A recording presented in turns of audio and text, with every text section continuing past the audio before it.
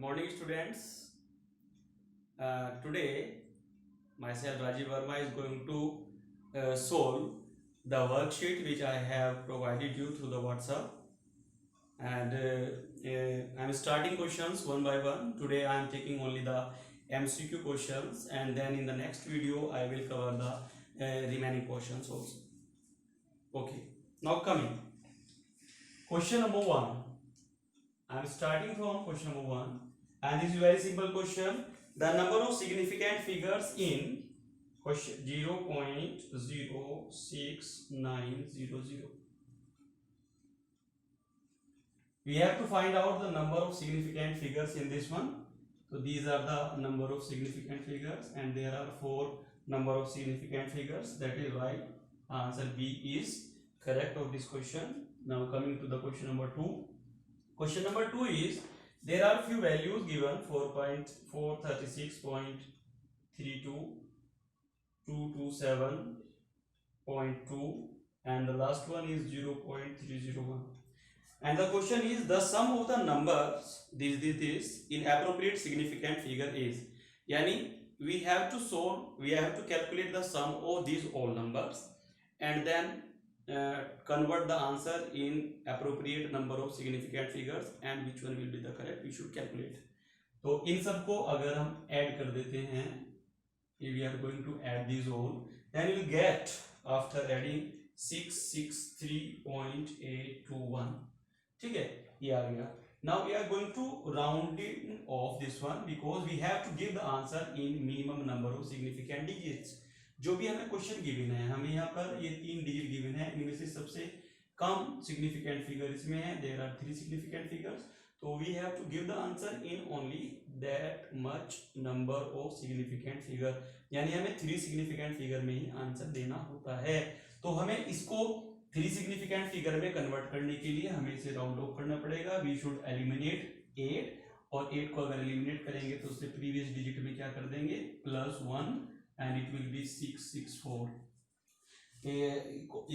That is why answer B will be right. Now coming to the question number 3. The mass of and the volume of the body is given. The mass is given, and mass is 4.237 gram, and the volume is also given. This is 2.5 centimeter cube, and again the density of the material of the body in the correct significant figures. हमें density find out करनी है, तो very simple, we can calculate the density by the simple relation density is equal to mass upon volume, and here mass is of 4.237 and this is 2.5. After simplification you can simplify it by your own also. It will be 1.6948. ठीक है, तो ये आ गया हमारा density. But हमें density find करनी है, साथ में क्या ध्यान रखना है कि answer should be in appropriate number of significant figures. इसे एप्रोप्रिएट सिग्निफिकेंट फिगर्स में कन्वर्ट करने के लिए हमें क्या करना पड़ेगा, ये देखना पड़ेगा जो गिवन वैल्यूज हैं उनमें कितनी कितनी सिग्निफिकेंट फिगर्स हैं. यहाँ पर 4 सिग्निफिकेंट फिगर है, यहाँ पर 2 सिग्निफिकेंट फिगर है, तो we have to convert the answer into 2 significant figures. 2 significant figure में कन्वर्ट करने के लिए हमें क्या करना पड़ेगा, ड्रॉप 9 को ड्रॉप करेंगे, it is more than 5, then previous digits must be increased by 1, preceding digit must be increased by 1. It is 1.7 unit is gram per centimeter cube. Third is over. Question number 4 पे आते हैं, and the question number 4 is there are 2 values which are given. The number 2.745 and the second one is 2.735. On rounding of 3 significant figures we have. यानी ये simple question हो गया, इन्हें 3 significant figure में round of करने हैं, यानी कि हमें ये लास्ट डिजिट एलिमिनेट करनी है. अगर इस लास्ट डिजिट को हमें ड्रॉप करना है तो क्या होगा, प्रीवियस डिजिट में 1 ऐड करेंगे, but if it is odd, तो यहाँ तो इवन है तो ये 2.74 ही रहेगा, और यहाँ पर ये ओड नंबर है 3, तो इसकी प्रीवियस डिजिट में जब 1 ऐड करेंगे तो ये 2.74 हो जाएगा. तो ये हमारा आंसर आएगा, ये option number A is the correct answer. सही है. इसी तरह से इसका जो है सी ऑप्शन था, वैसे आंसर मैंने मेंशन कर दिया है. Okay, now coming to the question number 5. अब फिफ्थ क्वेश्चन पे आते हैं, क्वेश्चन नंबर 5 पे आ जाते हैं. फिफ्थ क्वेश्चन है the length breadth of a rectangle. Length of a rectangle 16.2 centimetre and breadth is 10.1 centimeter. ये given है. The area of the sheet appropriate significant figures. We have to calculate the area in appropriate significant figures. तो area होता है L into B, यानी 16.2 multiply by 10.1. इन दोनों values को multiply करेंगे तो विल गेट 163.62 सेंटीमीटर स्क्वायर. ये तो एरिया आ गया. अब इसमें हमें एरर भी कैलकुलेट करना है. एरर कैलकुलेट करने के लिए as we are having the values decimal के एक प्लेस पर वैल्यूज दी गई हैं तो इनका लिस्ट काउंट मस्ट बी 1.1, यानी कि जो एरर वैल्यू जो होगी एल की वो 16.2 प्लस माइनस 0.1 होगी सेंटीमीटर्स, और जो बी की वैल्यू होगी वो 10.1 प्लस माइनस 0.1 अप्रोक्सीमेटली होगी. ओके, तो अब हमें एरिया के लिए अगर हमें रिलेटिव एरर कैलकुलेट करना है, del A upon a is equal to del l upon l plus del B upon B. यहाँ पर डेल एल है 0.1 divided by 16.2 plus del b है 0.1 डिवाइडेड बाई 10.1. सही है, इनका एलसीएम आ जाएगा 16.2 इंटू 10.1 और ये इसकी मल्टीप्लाई करेंगे तो 1.01 प्लस इन दोनों की मल्टीप्लाई होगी 1.62. ठीक है, इनको ऐड कर देंगे तो 2 और 1 हो गया 3 and this is 6.2 and this is multiplication of this to 163.62. ये आ गया. हमें क्या कैलकुलेट करना है, हमें डेल ए कैलकुलेट करना है तो a multiply by 2.63 upon 163.62. a की जो वैल्यू है we have calculated 63.62 multiply 2.63 upon 163.62. These two will be cancelling out. It is 2.63 which is approximately 3. तो आंसर क्या हुआ हमारा? आंसर हुआ एरिया का true value 163.62 plus minus error 3 centimetre. तो ओके, नाउ शीट के according we are getting answer a. A is correct. Now question number 6 is which of the following physical quantity does not have the same dimensional formula. तो इसमें इस question का तो direct answer है same dimensional formula किसका, किन दो physical quantities का इन गिवन क्वांटिटीज में नहीं है. यानी हम बात कर रहे हैं क्वेश्चन नंबर 6 की, तो सी ऑप्शन है. यहाँ पर दो टर्म दे रखी हैं, एक दे रखा है टेंशन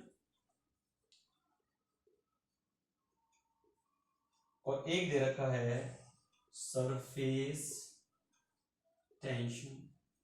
इन दोनों के फार्मूले सेम नहीं है. टेंशन होता है फोर्स के इक्वल, ये होता है mlt-2, ये डायमेंशनल फार्मूला होता है. सरफेस टेंशन होता है F/L, तो इसका फार्मूला होता है mt-2. तो these two physical quantities are not having the same dimensional formulas.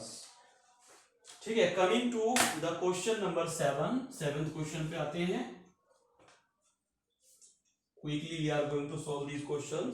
7th question में क्या है, the measurement of the two quantities along with the precision of the respective measuring instrument is given by A is equal to दे रखा है 2.5 metre पर second plus minus 0.5 metre पर second और B is given this is 0.10 seconds plus minus 0.01 seconds. ये दे रखा है. And the value of a b, हमें क्या फाइंड करना है, ए बी. यानी ये कॉम्बिनेशन ऑफ एरर से क्वेश्चन है. A b z a b, हमने मान लिया जेड आएगा ए बी करके, तो हमें जेड ए बी कैलकुलेट करना है. ठीक है, तो इसको कैलकुलेट करने के लिए हमारे पास क्या है, we can calculate the multiplication of the true values. ये ट्रू वैल्यूज हैं, इनकी मल्टीप्लाई करेंगे. अगर 0.1 की से मल्टीप्लाई करेंगे 0.25 आ जाएगा. ये तो जेड आ गया. Also del Z upon Z में बी रिटन एज डेल ए अपॉन ए plus del B upon B. यहाँ पर डेल ए की वैल्यू आप रखेंगे 0.5 divided by A is 2.5 plus del B 0.01 upon B is 0.10. Okay, then we have to calculate del Z. ये हो जाएगा Z multiply by 0.5 upon, इसे divide करता हूँ, पॉइंट से पॉइंट हटा दिया, देन पॉइंट लगाया 5 to 10, 25 to 50. ये हमने पॉइंट तो नौ हटा दिए तो 1/10 हो गया एंड दिस इज 0.1. तो ये हो गया जेड. जेड हमारे निकाल रखा है 0.25 multiply 0.3 0.75. Which is approximately 0.8। Rounding off कर दिया, 5 को एलिमिनेट करा, उससे पहले 7 डिजिट है, 7 ओड नंबर है तो 1 ऐड कर दिया। तो ये तो हमारा एरर आ गया, ये हमारी ट्रू वैल्यू आ गई। तो answer will be, therefore answer will be z plus minus del z and which implies 0.25 plus minus 0.8 metre. ये हमारा आंसर आ गया, option a is correct. Okay ठीक है भाई। Now coming to the question number 8। Question number 8 में आते हैं। क्वेश्चन नंबर 8 है again value of a is given 1.0 metre plus minus 0.2 meters and b is given 2.0 meters plus minus 0.2 meter। This time z is given under root E. तो ये वाला part आप खुद कर लीजिएगा। You can put the values. A की value है 1, B की वैल्यू है 2, तो ये हो गया अंडर रूट 2, इसकी वैल्यू 1.414 होती है। और relative error del z upon z is equal to 1/2 of del A upon A plus del B upon b. अब डेल ए की वैल्यू ये रखेंगे, ए यहाँ पर है, डेल बी की वैल्यू रखेंगे, बी यहाँ पर है, और ये सिंप्लीफाई कर लेंगे तो डेल z यहाँ से आ जाएगा। डेल z यहाँ से निकाल लिया, z या दोनों को सम करके रखेंगे, then you will get the answer. इसका डी ऑप्शन करेक्ट है। क्वेश्चन नंबर 9 पे आते हैं। Which of the following measured is most precise.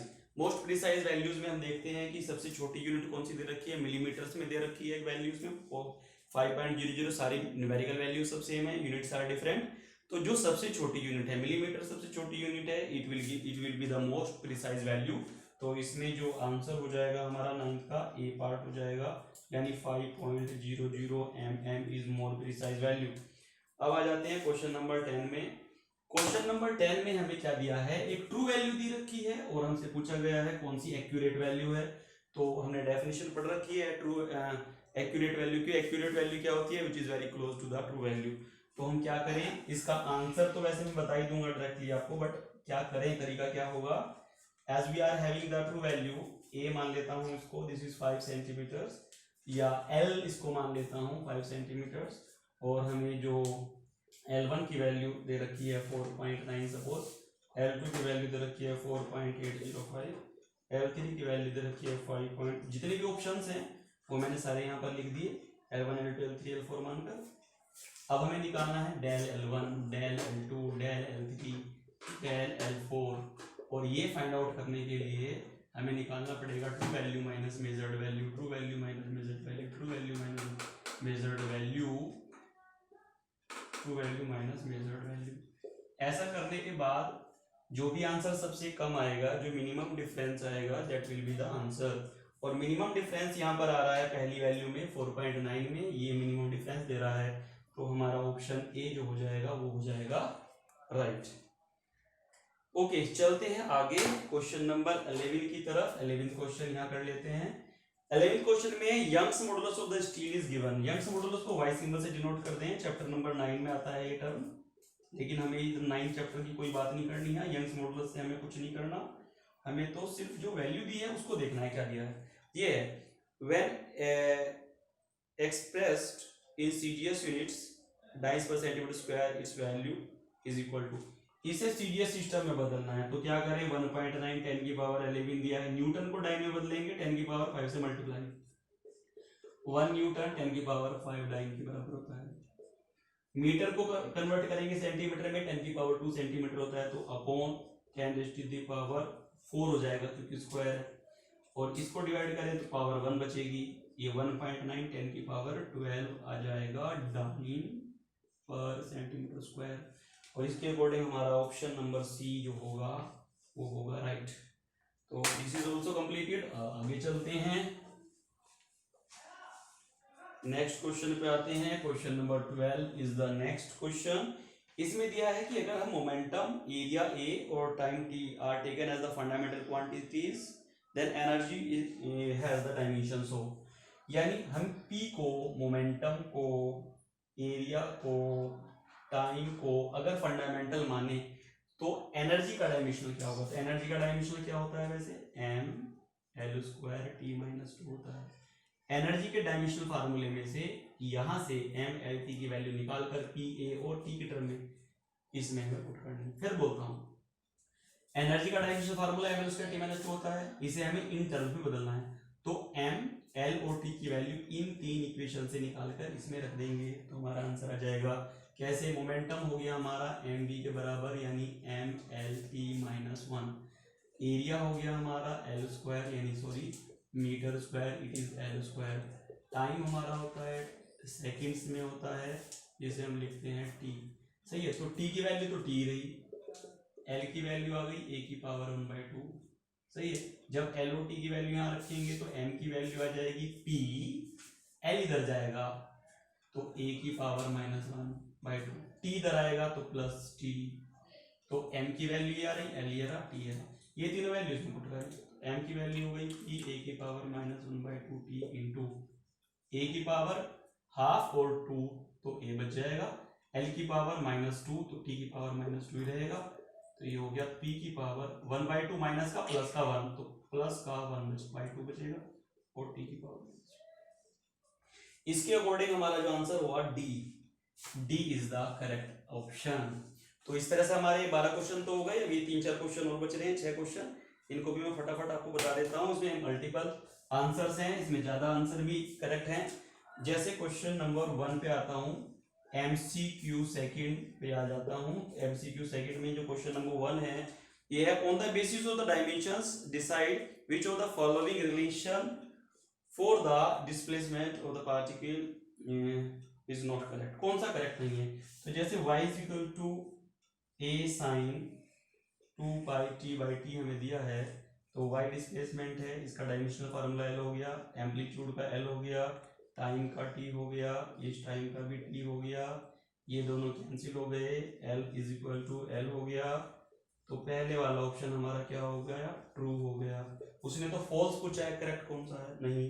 तो in this way you will solve other parts also, और जो भी आपका इनकरेक्ट आता है वो ऑप्शन इसमें बताएंगे। मैं आपको आंसर बता देता हूँ, आंसर है इसका बी पार्ट और सी पार्ट, ये दोनों करेक्ट नहीं है। इनके लेफ्ट हैंड और राइट हैंड साइड के जो डायमेंशंस हैं वो करेक्ट नहीं आएंगे। चलते हैं आगे। आगे क्वेश्चन नंबर 2 पे आता हूं। क्वेश्चन नंबर 2 है P Q R the physical quantity. P Q R ये डिफरेंट फिजिकल क्वांटिटीज हैं, तो कौन सा ऑप्शन इसमें से मीनिंगफुल नहीं हो सकता?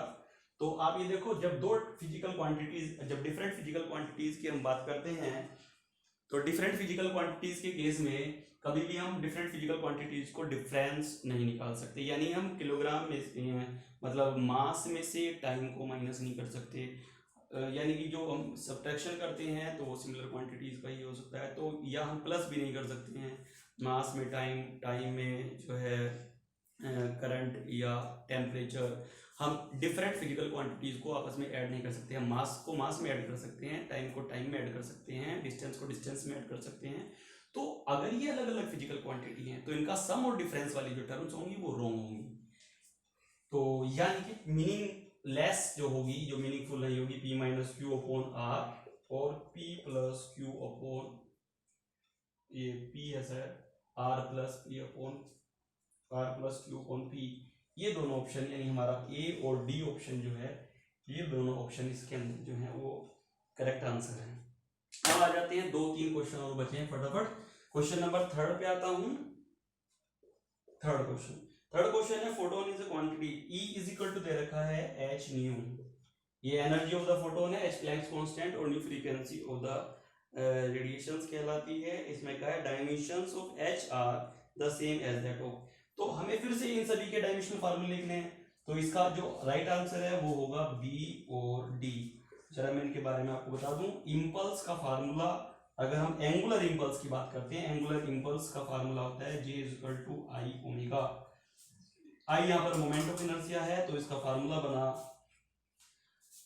m l स्क्वायर और ओमेगा होता है टाइम की पावर -1 यानी 2/t फार्मूला होता है, तो ये हो गया। सही है, और यहाँ से h निकालता हूँ तो e अपॉन न्यू, तो ये भी m l square t minus 2 upon t minus 1, तो m l square t minus 1 ही बचेगा। तो ये तो हमारा है प्लैंक कांस्टेंट। अब जिसका dimensional formula ml square t minus 1 होगा वो हमारा करेक्ट आंसर होगा। तो एक तो ये वाली टर्म थोड़ी सी न्यू है, एंगुलर मोमेंटम, एंगुलर इंपल्स, तो ये मैंने आपको बता दिया, J इक्वल टू ओमेगा का फार्मूला होता है। और जो एंगुलर मोमेंटम है, ये वाला है एंगुलर मोमेंटम, एंगुलर मोमेंटम होता है linear momentum multiply by the distance from the axis rotation, यानी mvr हम इसे कहते हैं, यानी ml t minus 1 into L, यानी ml स्क्वायर t माइनस 1। तो इस इन दोनों के डायमेंशनल फार्मूले इससे मैच करते हैं, इसलिए हमारा बी और डी ऑप्शन जो हुआ वो करेक्ट हो गया। अब आते हैं क्वेश्चन नंबर 4, यहाँ कर देता हूँ क्वेश्चन नंबर 4 पर।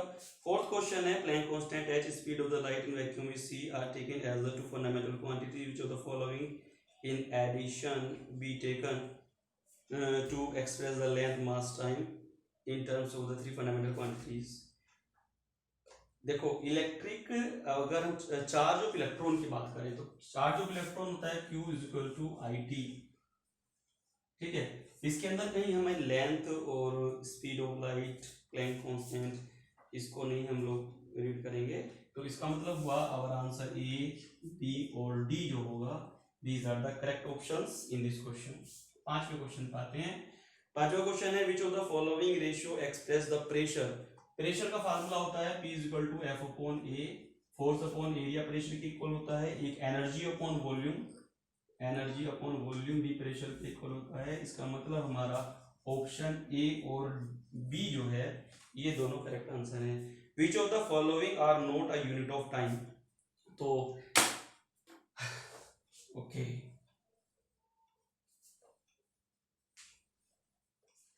लास्ट पार्ट पे आ जाते हैं। लास्ट पार्ट में है which of the following is not a unit of time.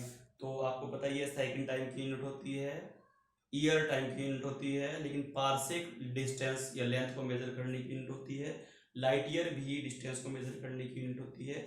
तो अगर हम लास्ट क्वेश्चन की बात करते हैं तो इसका जो ऑप्शन है वो बी और डी जो है ये राइट ऑप्शन है। तो मैंने इसके सारे एमसीक्यूज आपको एक बार करा दिए हैं। Even if also even now also if you are having any problem तो आप मुझे व्हाट्सएप नंबर पे भेज दीजिए, कुछ बच्चे भेजते रहते हैं, मैं उन्हें आंसर देता रहता हूँ। तो ये सब हो गए। इसके आगे के जो वेरी शॉर्ट और शॉर्ट क्वेश्चंस हैं शीट के अंदर, ये भी आप ट्राई कीजिएगा। इसमें से जो टिपिकल क्वेश्चंस होंगे इनकी मैं एक और वीडियो बनाकर आपको कल ऑब्वियसली कल या परसों तक अपलोड कर दूंगा। Thank you.